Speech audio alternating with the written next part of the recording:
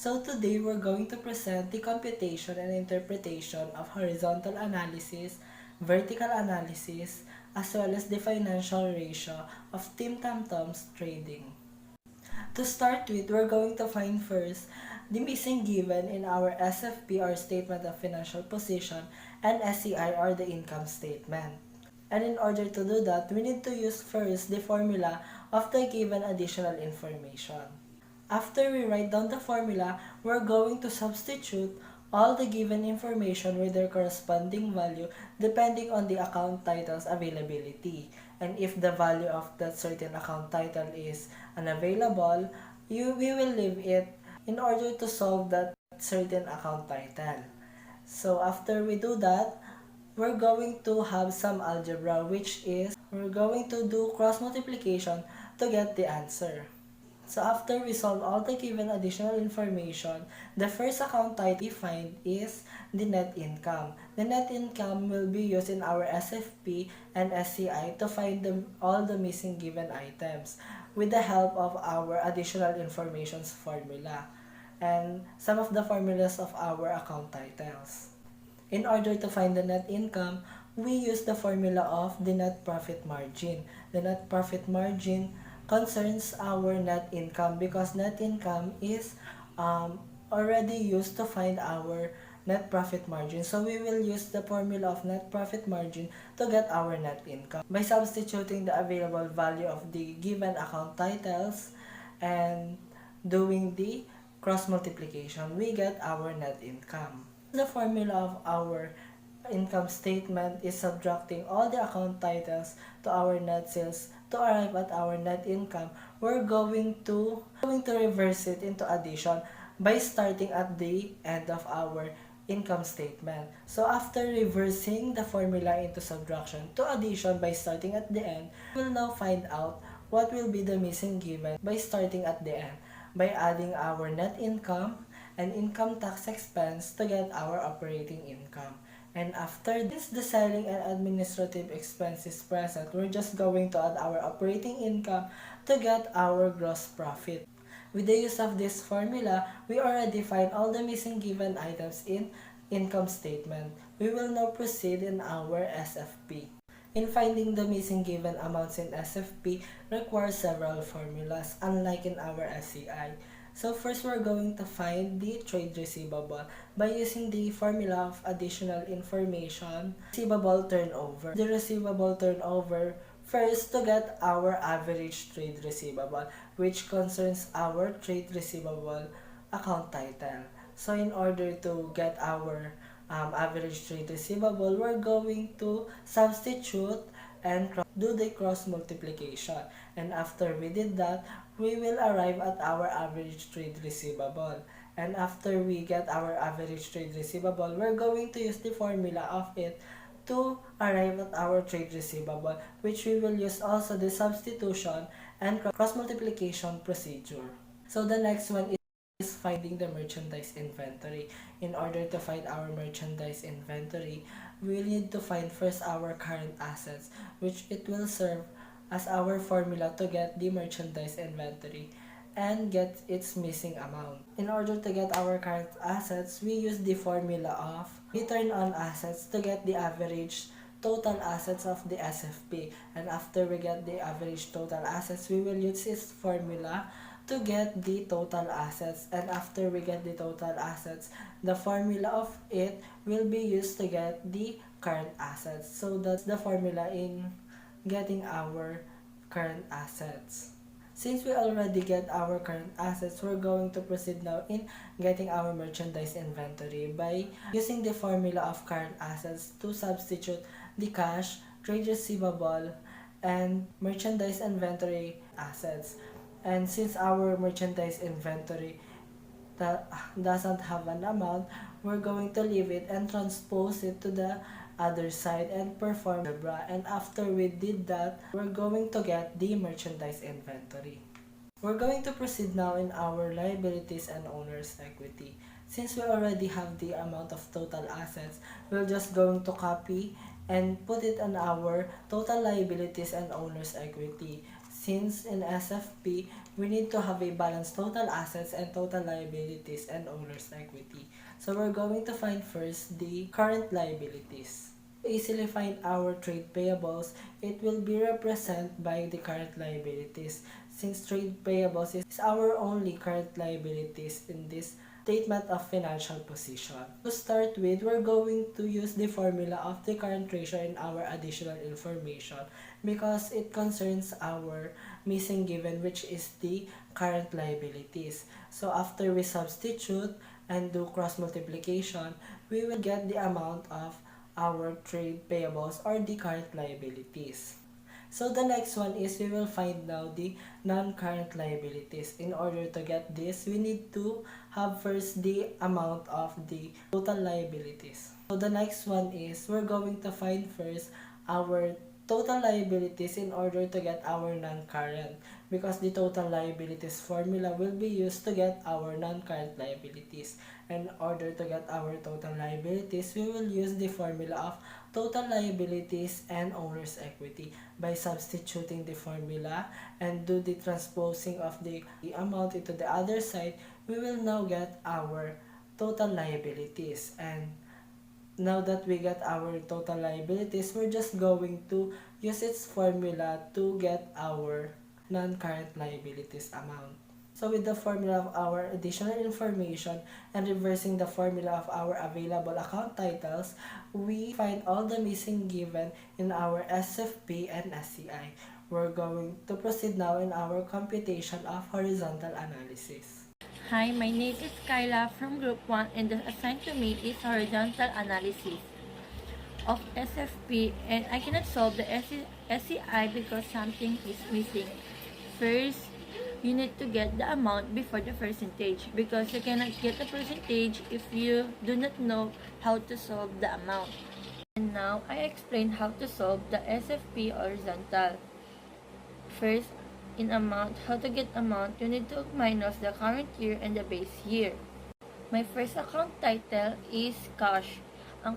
My cash is 112,500 in 2017. In 2016 is 93,750.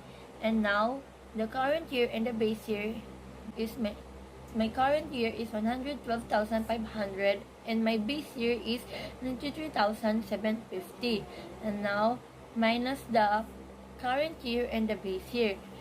112,500 minus 93,750 equals 18,750 in my increase. My second account title is trade receivable and follow what you did before. Now my current year is 312,500 and my base year is 237,500, and now minus my answer is 75,000. Now, my third account title is merchandise inventory. My current year is 295,000 and my base year is 430,000.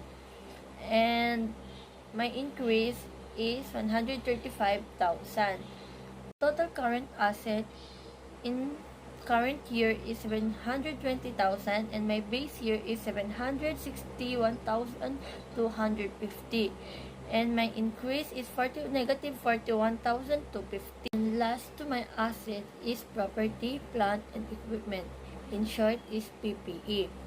My current year is 1,155,000 and my base year is 988,750, and my increase is 166,250. Total asset in current year is 187,500 and base year is 1,750,000, and my increase is negative 1,562,500. Current liabilities, we have trade payable.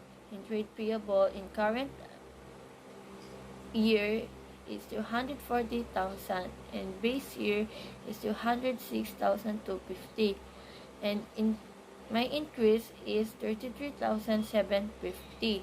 Non-current liabilities, we have loan payable. In loan payable, we have 750,000 in current. In base year is 700,000 and my increase is 150,000.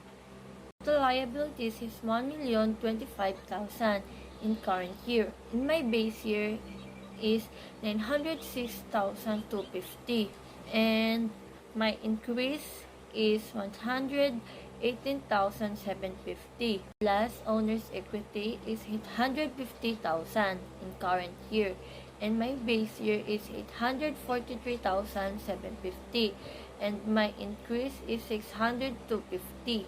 Liabilities and owner's equity is 1,870,750,000 and my base year is 1,750,000 and my increase is 12,500.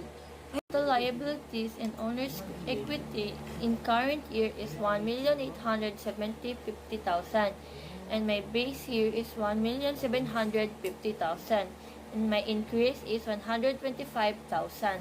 And second, how to get percentage. You need to divide the amount and base year and times 100. My first account title is cash and my increase is 18,750 divided by in base year is 93,750 times 100 equals 20. My second account title is trade receivable.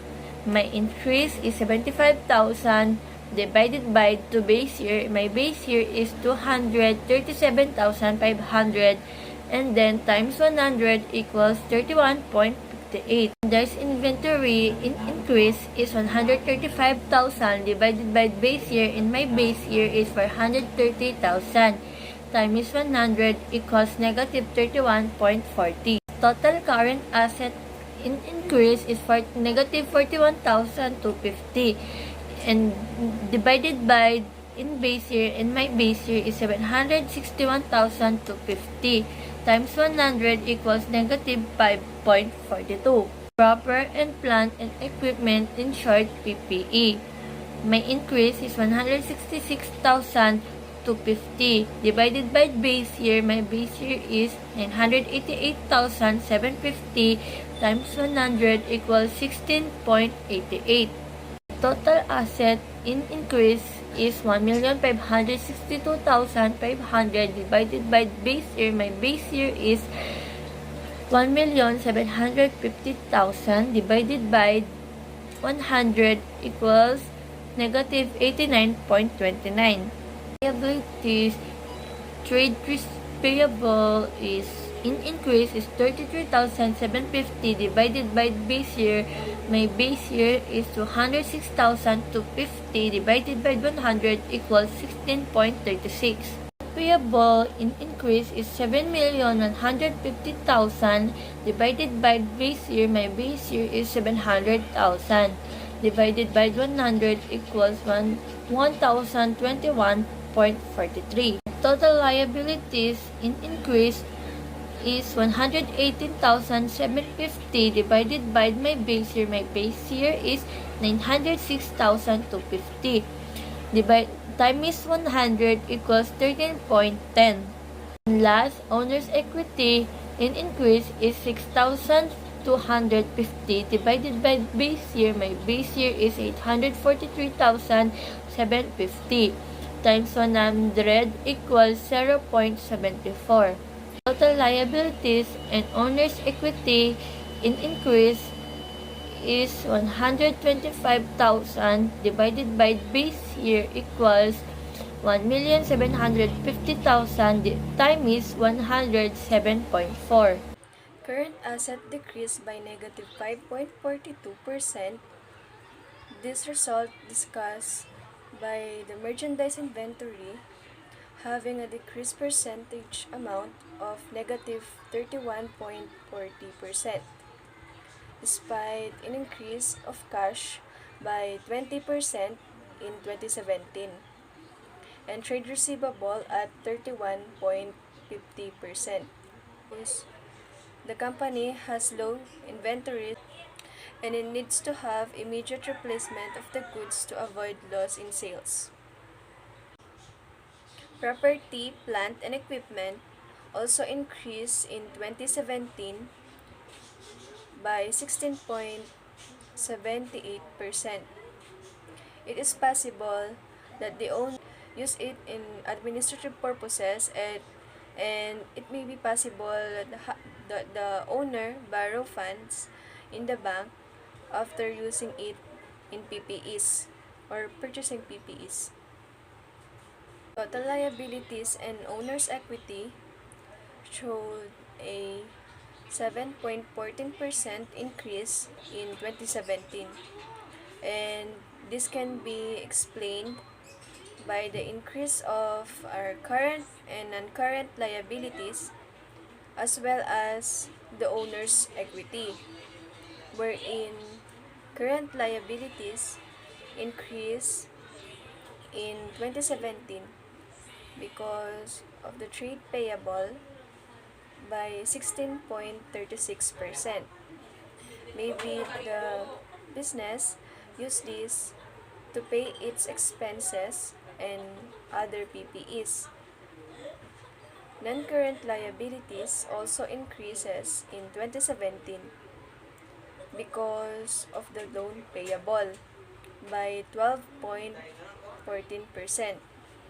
Maybe the owner need borrowings from the bank for PPEs since the trade payable only covers the expenses and other small values of PPE.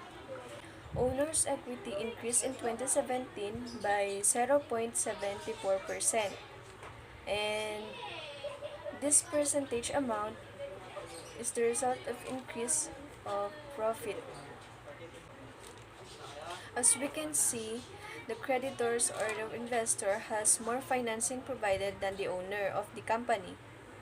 This is bad presentation to your company because other investors tend to not invest in your company because your company is relying onto your creditors, and one of the possible that can happen is when you can pay off your debt, the creditors or the investors have a power or ability to take what he or she lent to you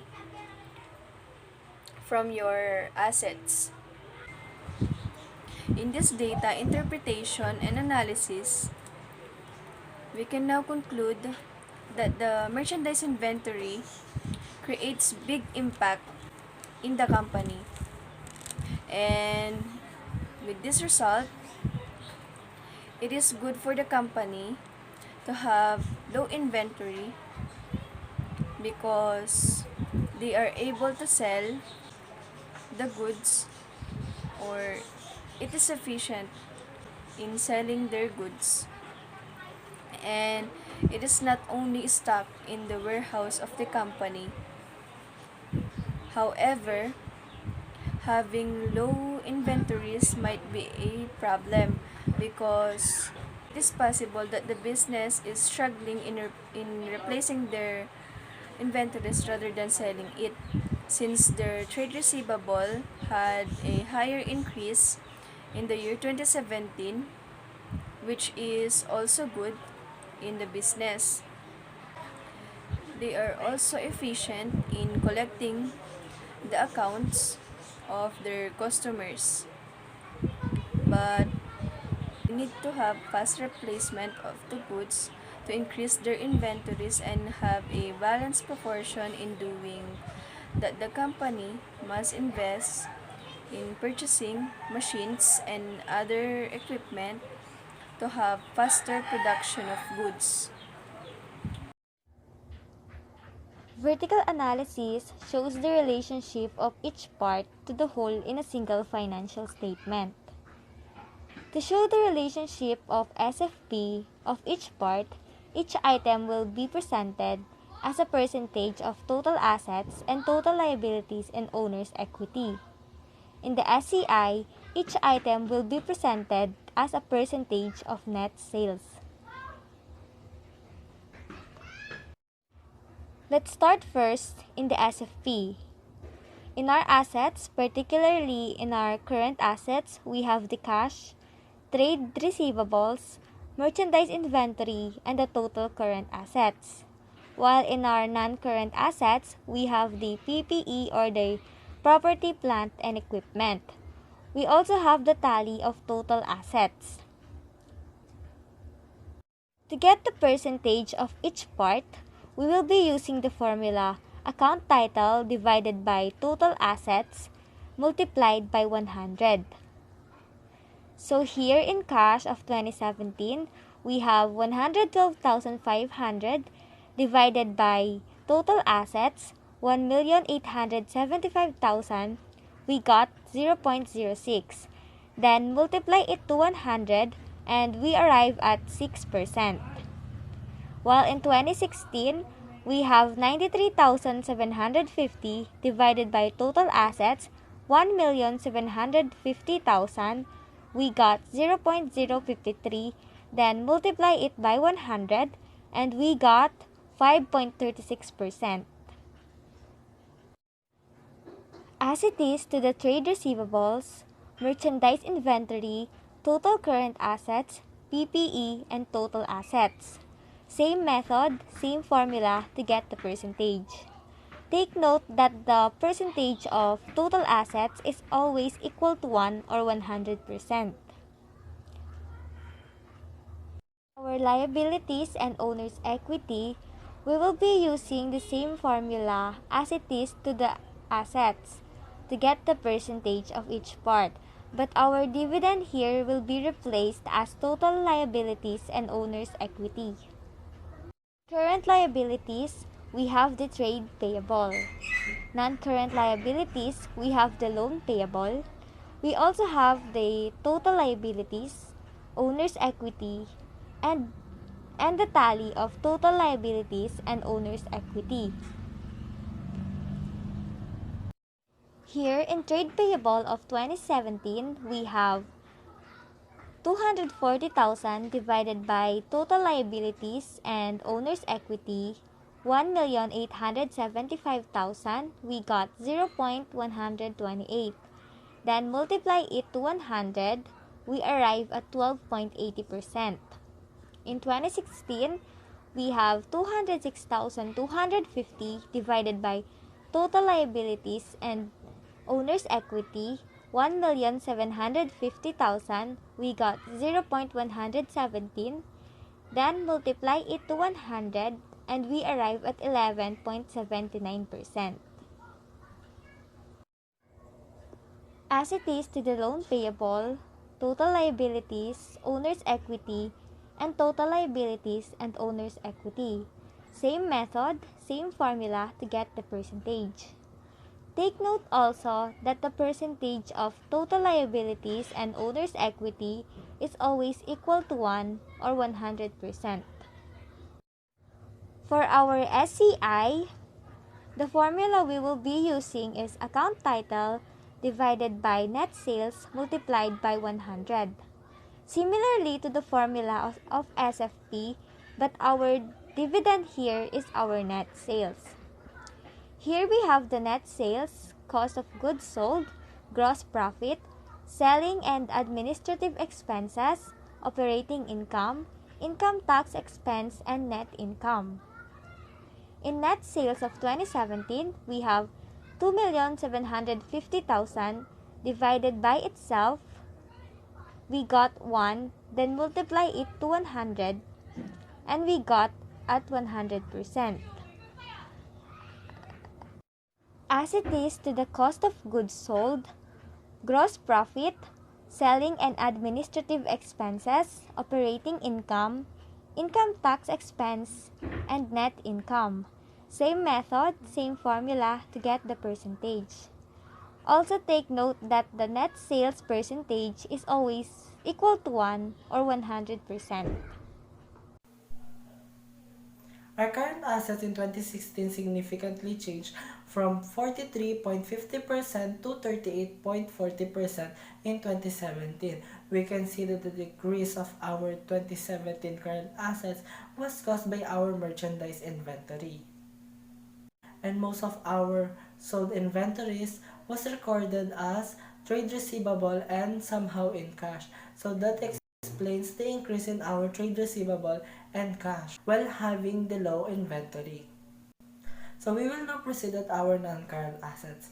And our non-current assets was represented by our PPE or the property, plant, and equipment. We can see that the increase of PPE in our current year because the business might invest in other PPEs or use this for administrative purposes. So we will now proceed in our non-current assets, which was represented by our PPE or the property, plant, and equipment. Our PPE increased from 56.50% to 61.60% in 2017. It means the company might invest in other PPEs or they use it in the other administrative purposes. Our current liabilities was 12.80% in 2017, which is the current year, in our total liabilities and owner's equity. And in 2016, it was only 11.79%, which means our trade payables increased due to our expenses and other non-monetary assets.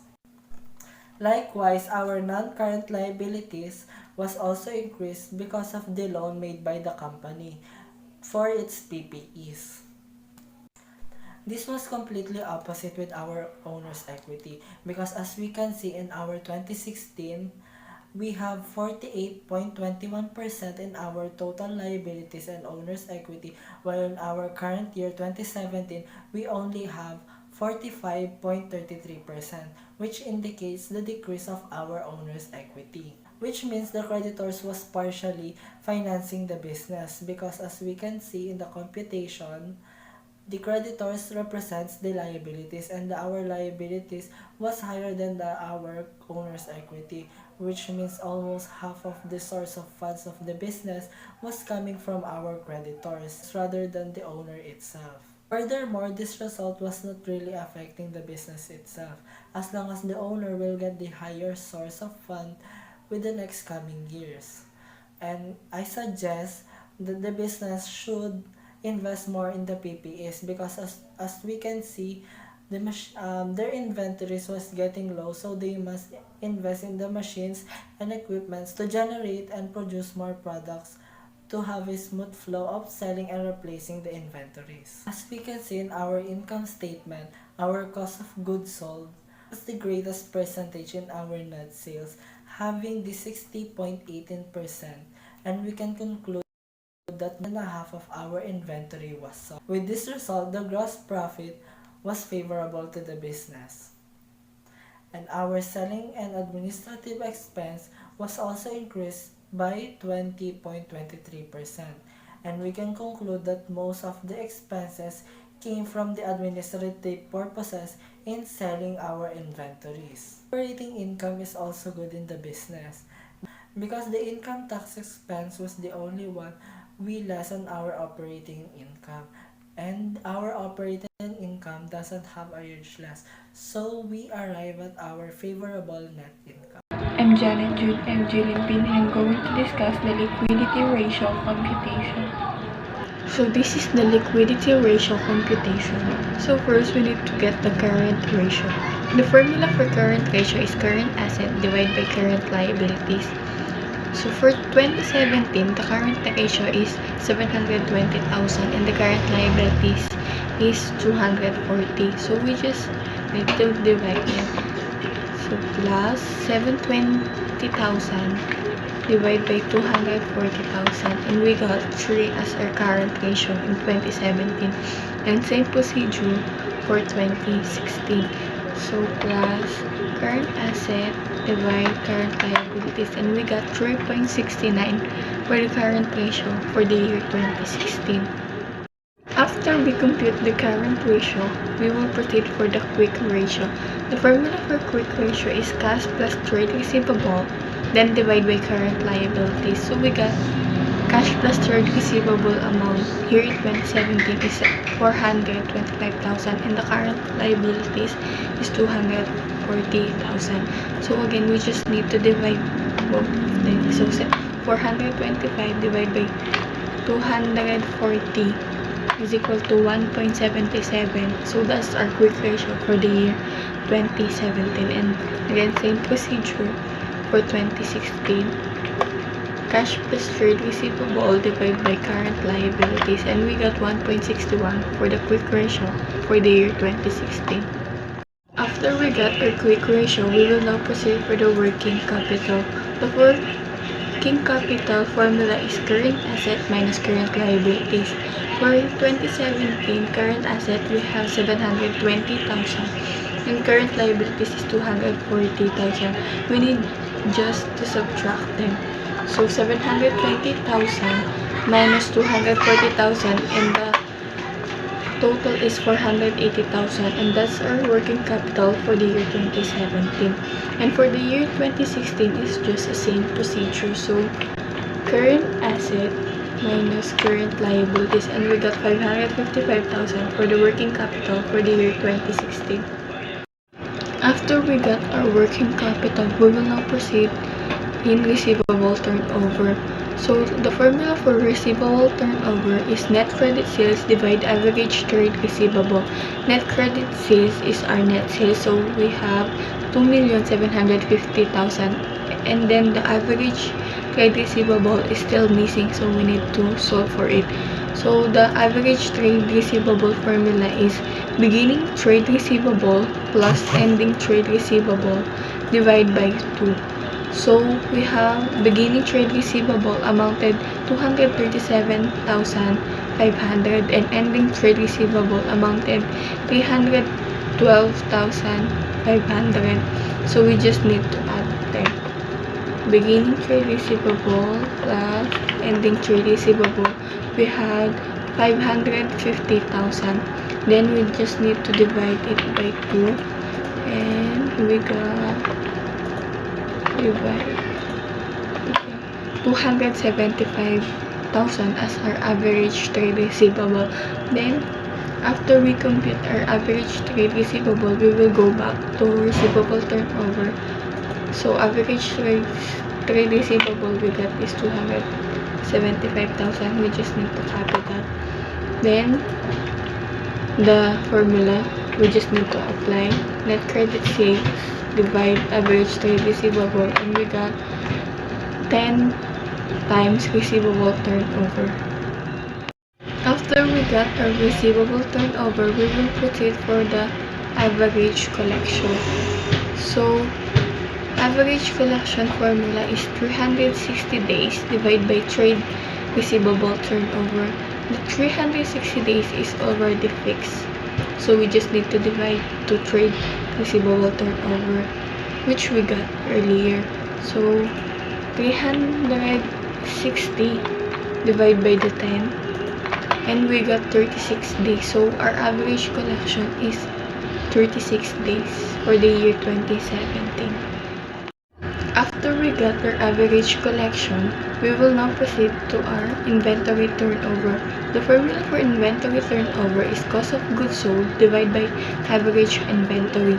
So the cost of goods sold for the year 2017 amounted 1,655,000, and the average inventory is missing, so we need to solve for it. So the average inventory formula is beginning inventory plus ending inventory divided by 2. So the beginning inventory amounted 430,000. Our beginning inventory is our merchandise inventory for the year 2016, and our ending inventory amounted 295,000. Ending inventory is our merchandise inventory for the year 2017. So after we got that, we need to add them. 430,000 plus 295,000, and we got 725,000, and 725,000 divided by 2 equals to 362,500 as our average inventory. So after we got our average inventory, we will go back to inventory turnover and insert our average inventory as we got. Then cost of goods sold amounted 1,655,000. divide the average inventory we got, it is equal to 4.57. So our inventory turnover is 4.57 times. After we got our inventory turnover, the last part we need to solve is our average sales period. So the formula for average sales period is 360 days divided inventory turnover.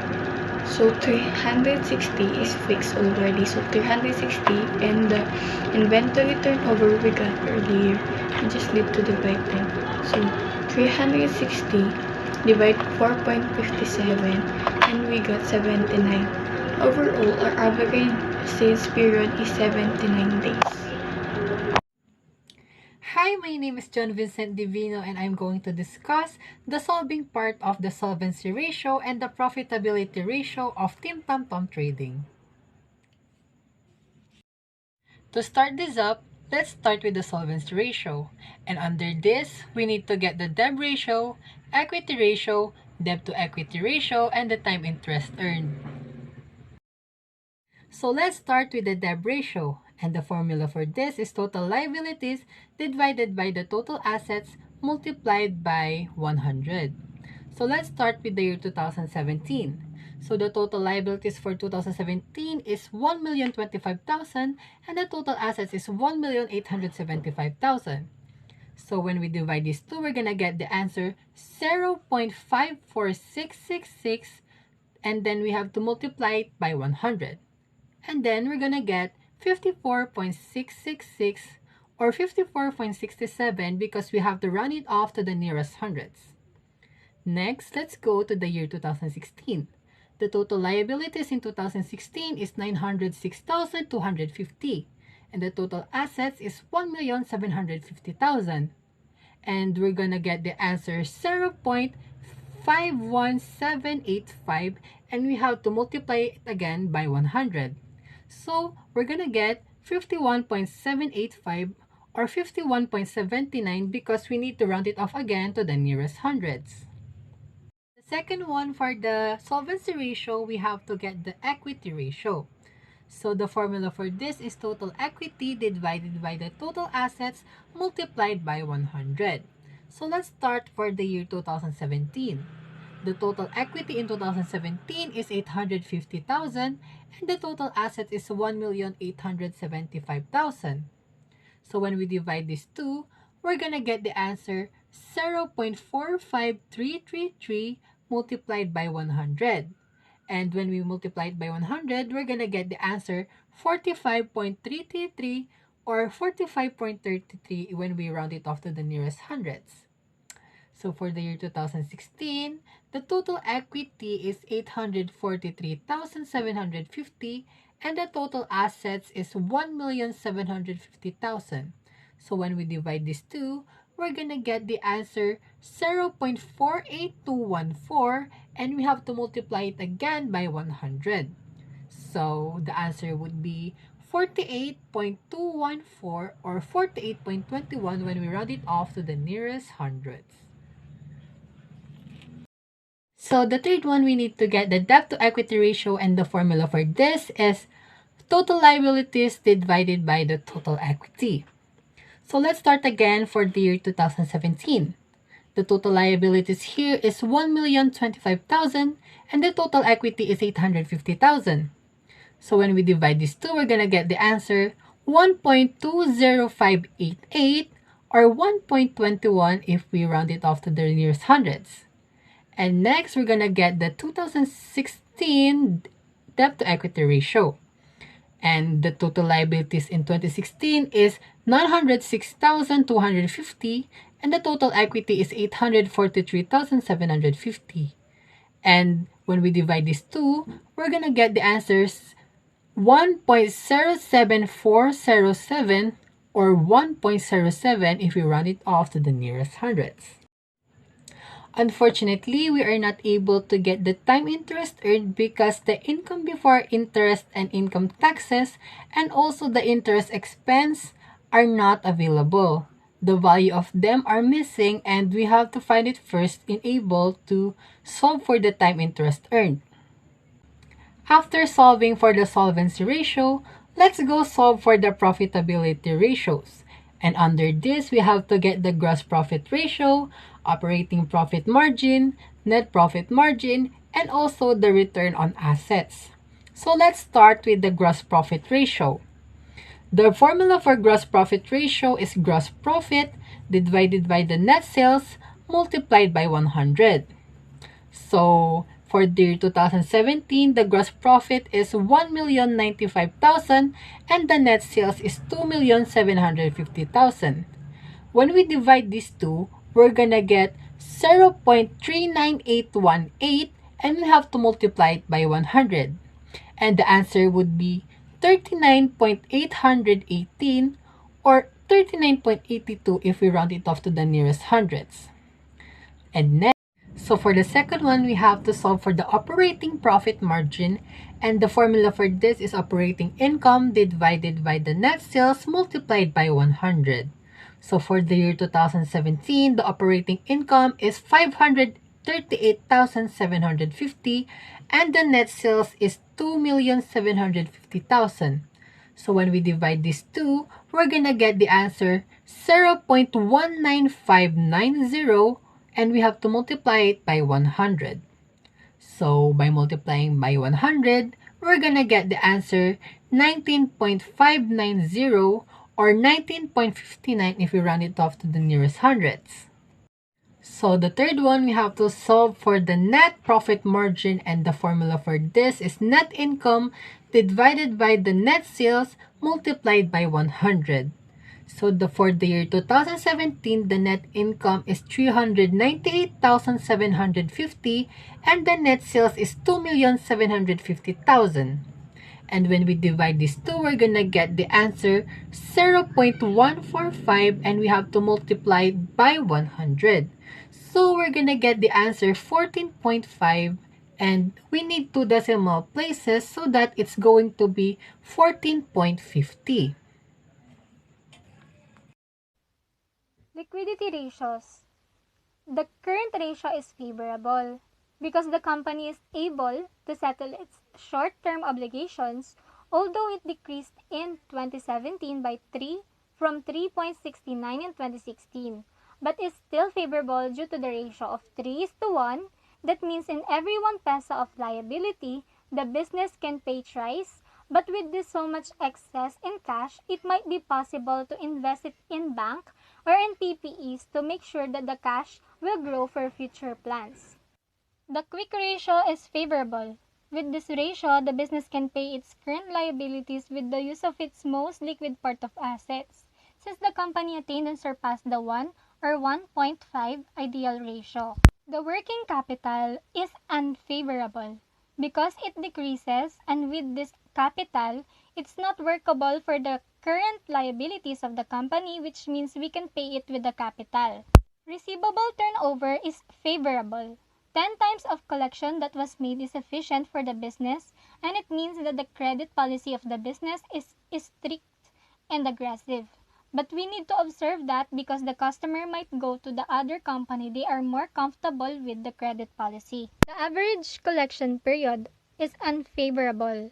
Even though the company did not declare the limit of days to collect, it's not efficient for the business because as we can see, it's beyond a month, which is really not good because it already exceeds a month. The return over is favorable. It shows that it's efficient for the business to have fast moving of products, which means that the business are able to sell faster, which results to no overstocking and obsolete items. Average sales period is unfavorable. This kind of span of days to replace the inventory is not efficient for the business because the customer might lose their demand in the market if the goods are not readily available, and this can lead to net loss. Solvency ratios. First one is debt ratio that is unfavorable because half of the share of the funds was coming from the creditors since 2016 up to the current year. Debt to equity ratio is unfavorable because the owner's share can settle its liabilities due to the ratio of 1:1.21 by the year of 2017, which increased from the previous year. This ratio means that in every 1 peso of equity, it needs to settle 1.21. This explains that the owner's equity can't cover its liability. With this, the creditors has the biggest share in the company rather than the owner. Profitability ratios. The first one is gross profit margin, which is unfavorable because the business doesn't generate enough sales that has relation to its cost of goods sold, and with that, the ratio generated was 1 is to 0.39%, which in every 1 peso of net sales we have 0.39 centavos of profit, which isn't really good in terms of revenue that the business generated from.